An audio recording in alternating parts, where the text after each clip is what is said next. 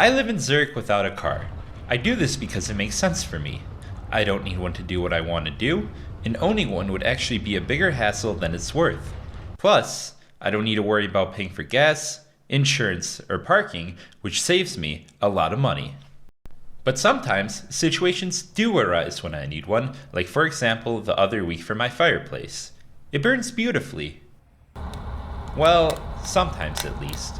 I like turning it on, but I had a problem. I was running out of wood. I usually bulk order 10 boxes of firewood from a local hardware store, but the problem is, it's 150 kilograms. There's no way I can carry all that on my bike. I could get it delivered, but the fee is absurdly high.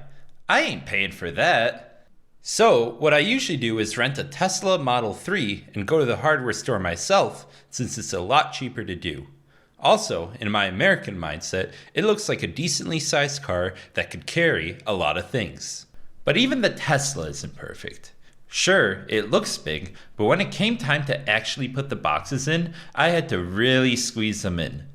Because of its dimensions, I was only able to fit 4 boxes in the trunk and 6 in the back seats with no room to spare. I wasn't able to even fit a single one in the front. While the Tesla did the job, I was open to other options since it clearly had its drawbacks. This is when I saw a blog post from the city that said that new micromobility options were coming. Specifically, 2 Goupil G4 electric utility vehicles were now available to rent by the hour. They boasted the fact that they were only 4 feet wide, making them very maneuverable. Now, I've never really tried micromobility, partially because I never saw the need to. Growing up in the US, I got used to driving normal cars. I've never needed these alternative modes of transport like cargo bikes, e-bikes, e-scooters, let alone a truck like this. The closest I've come was probably a golf cart. From the pictures though, it looked large enough to carry what I needed to carry, so I decided to rent it. I took my measuring stick anyway, just to make sure that everything would fit. The idea would be that I would carry as much as I could, and if I wouldn't be able to fit it all in, I would come back next time with a Tesla and treat this as a nice drive through the city with something new. So I made a reservation, got on my bike, and made it to the truck. I was shocked at how tiny this truck was the first time I saw it. I think that it might even be smaller than a Japanese K-truck, and those are already small, in my eyes. This truck is very practical. The bed has doors on all 3 sides so that you can fit your goods from wherever you want. On the inside, you have a wide range of vision which lets you see all around you. There's even a backup camera, but unfortunately, it didn't seem to work. One thing that surprised me was that from the pictures, it didn't look so tall, but it was actually taller than me, and I'm 6'2". I just barely fit in the parking garage I needed to go to, with barely any room to spare. But the best part about this absolute unit is how much it can carry. Before I drove off, I opened it up to get measurements with my measuring stick from earlier. But then, I realized immediately that I didn't even need it. I mean, look! You can fit so much in here.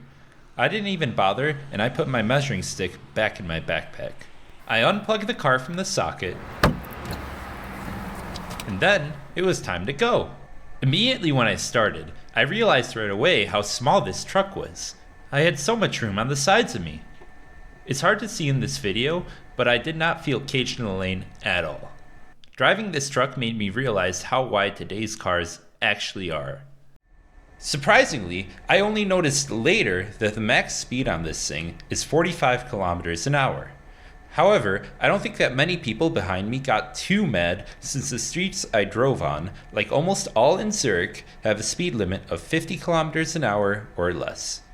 As a side note, pretty much all of Zurich's streets will have a speed limit of 30 kilometers an hour in the near future, but this will have to be a topic for another video.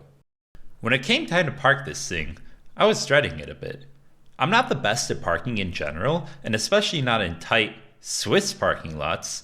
I'm used to my big, wide American spaces. Imagine me then trying to park that Tesla from earlier. Let's just say I never managed to get it in the first time around. But would you know that with the truck, I had no problems at all? When I got out, it was clear why. Look at how much room it has. There's even more room around this truck than with normal cars in the US. I bet none of my friends back in Chicago would believe me if I told them that the easiest park job I've ever had with a truck was in Zurich. Alright, enough about parking, let's get the wood. Okay, perfect. We have 10 boxes here, let's load them up.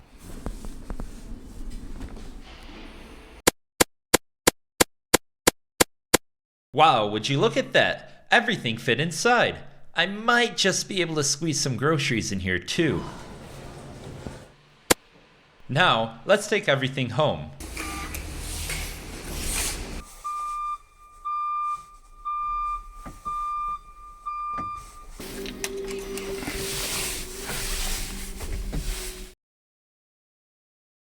So, did the Microtruck do the job? Yes, amazingly in fact. I might have to use it for more things I have coming up, such as my move to a new apartment. And for only 5 francs an hour, plus a 5 franc reservation fee, this is peanuts compared to any other car rental options I have. As a closing note, I'd like to say that I'm fortunate enough to live in Zurich, which is designed such that driving a vehicle like this is not only viable, but safe. I know that if I were to drive this back where I'm from in the Chicago suburbs, I would be putting myself at great risk of getting crushed by a pickup truck.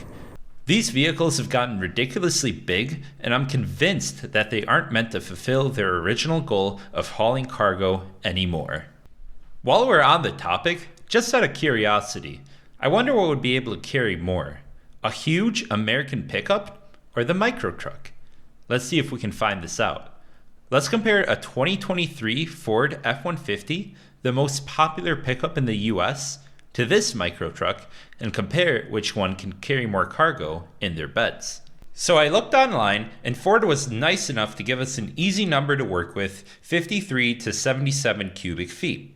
Let's compare the base model of the F-150 since it has a similar price to the Microtruck, which translates to 53 cubic feet. Now, let's find this out for the Microtruck.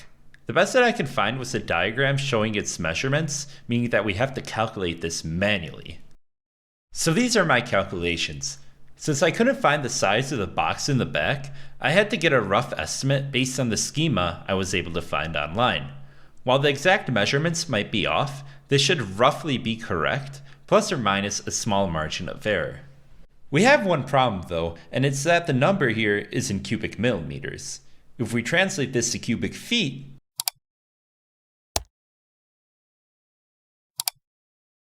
wait, really? 106?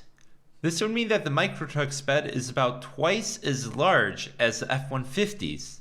Let me just put this in a comparison for y'all. I superimposed the two trucks here as best as I could, and I mean look! The Microtruck is puny compared to the size of the F-150. It's shocking to me that the Microtruck is half as large, yet can carry twice as much. Also, keep in mind that this is just for the smallest base model. In the US, there exist larger trucks than this, but I couldn't find anything with a larger bed than the Microtruck. For example, this article says that the largest bed that you can buy is 89 cubic feet in a Chevy Silverado, and that's with a long extended box. Now, critics of this comparison might point out that you can stack stuff above the sides of the bed of a pickup truck. But going back again to the F-150, I still find it impressive that even if you stack two of these beds on top of each other, you'd still have the same storage capacity as the Microtruck. Now, I get it. The Microtruck can't be used on road trips, can't go on the highway, and it can't carry your entire family. Normal cars actually beat the Microtruck in a lot of different ways. But this Microtruck is the obvious choice for me for carrying cargo short distances because it's amazingly space efficient, it's all electric, and it's really cheap. In cities, space is limited and we should use it as best as we can. It's the 21st century and we should start using better solutions for transport instead of relying on the oversized methods of the past.